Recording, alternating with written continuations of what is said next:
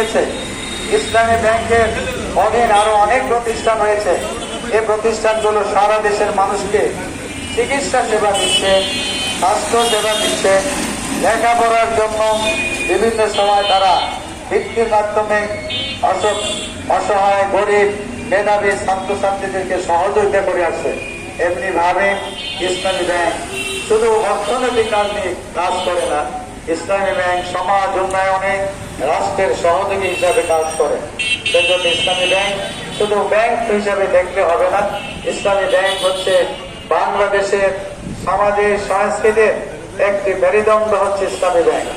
সেজন্য এই ব্যাংককে রক্ষা করা আপনার আমার সকলের দায়িত্ব। সেই দায়িত্ব পালনের জন্যই আমরা বাধ্য হয়ে প্রকার রৌদ্রে আমরা দাঁড়িয়েছি যে ব্যাংকটি যেভাবে সুষ্ঠুভাবে চলে আসছে ভবিষ্যতেও যাতে এই ব্যাংকটি সুষ্ঠুভাবে পরিচালিত হয়। ব্যাংকের যারা গ্রাহক তারা নিশ্চিন্তে বাড়িতে ঘুমাতে পারে, তাদের টেনশন না আসে যে আমার টাকা বুঝি চুরি হয়ে গেল। চোরেই যদি নিয়ে যায় ঘরের থেকে নে, চোরেই যদি নিয়ে যায় আমার ঘর থেকে নে, ডাকাতি নিলে ঘরের থেকে নে, কিন্তু ওই একজন চেয়ারম্যান না হইয়া ব্যাংকের মালিক হইয়া বাংলাদেশ ব্যাংকের নির্দেশে কোন সরকারের ইঙ্গিতে এই ব্যাংক থেকে টাকা লুট করে নিয়ে যাবে আর আমি বাসায় ঘুমাতে পারবো না, এটা তো আমার হতে পারে না। সুতরাং আমি আমাদের একমাত্র দাবি, প্রথম দাবি হচ্ছে 8 দফা দাবির মধ্যে একটি প্রথম দাবি হচ্ছে চেয়ারম্যানের অপসারণ। দ্বিতীয় হচ্ছে এসালাম গ্রুপ ইসলামী ব্যাংক সহ আরো 11টি ব্যাংকের সে মালিক, তার মধ্যে 5টি ব্যাংক দেউলিয়া হয়ে গেছে অলরেডি। 5টি bank SIBL, first security bank, Exim bank, national bank সহ যে 5টি ব্যাংক এখন অসহায় হয়ে গেছে। ব্যাংকে 5,000 টাকার চেক দিলে ফেরত আসে। এই ব্যাংকগুলো সে ইসলাম গ্রুপকে দেশে তাদের দেশীয় আইনে মানি লন্ডারিং আইন থেকে শুরু করে দেশীয় আইনে তাদের বিচার করতে হবে এবং ইসলামী ব্যাংকের প্রায় 1 লক্ষ কোটি টাকা হাতিয়ে নিয়েছে। সেই টাকাগুলো তার সম্পদ বিক্রি করে সেগুলো থেকে ব্যাংকে ফেরত দিতে হবে এবং যাতে গ্রাহকরা তারা ক্ষতিগ্রস্ত না হয়। তাই ভাইয়েরা, সম্মানিত সাংবাদিক বৃন্দ, সম্মানিত বরিশালবাসী, আমরা আমাদের আজকের মানববন্ধন কার্যক্রম প্রায় শেষের পথে। আপনারা আজকে যে সময় দিলেন এবং আশা করব এই ব্যাংকে আপনাদের উদ্বিগ্ন হওয়ার কিছু নাই।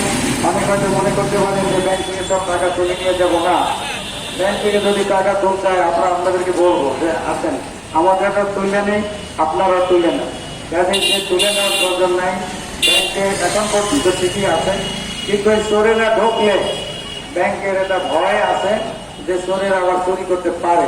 সেজন্যই হচ্ছে আমাদের প্রতিবাদ, চোর যাতে ঢুকে ঘরের সিন্ধুক ভাঙতে না পারে, সেজন্যই চোরের ঢুকতেই যাতে না পারে, সেজন্যই আমাদের প্রতিবাদ এবং তার অপসারণ।